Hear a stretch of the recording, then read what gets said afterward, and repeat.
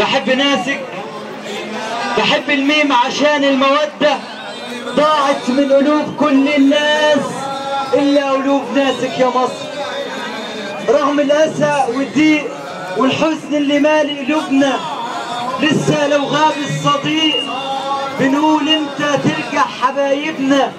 لسه بنحضن بعض في سلامنا، لسه بنسمع بعض في كلامنا.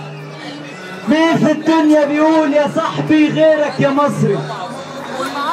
لو خسرته بيسامحك قبل ما تصالحه، ولو جرحته تلاقي قلبك يداوي مكان جرحه.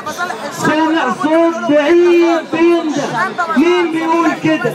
انا مصري بقول احساسي، احساس ساكن جواك يا مصري. دور عليه اكيد هتلاقيه. لو كنت مصري وليك صاحب وبتقول يا ابويا وبتقول يا امي، بتقول يا خالي وبتقول يا عمي، اكيد هتلاقي احساسك وبسمتك وحبك لناسك.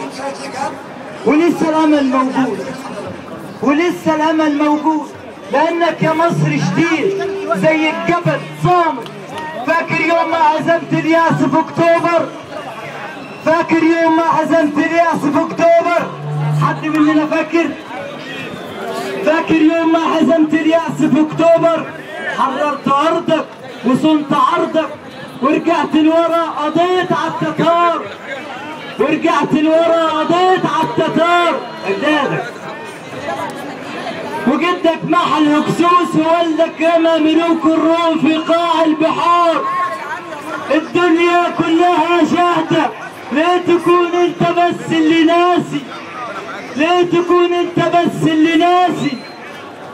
وارجع واقول للي حب التراب وروى ارضه، وللي قاعد على قهوه في وسط حاره صغيره دافيه، وللي ماشي على شط نيل وفي ايده بيهديله نسمه تداوي القلب العليل. ارجع واقول حب الوطن فينا زي حب الابن لامه، واحنا ولادك يا مصر. مصر يا ام الدنيا، بحبك يا مصر، بحبك يا مصر. شكرا.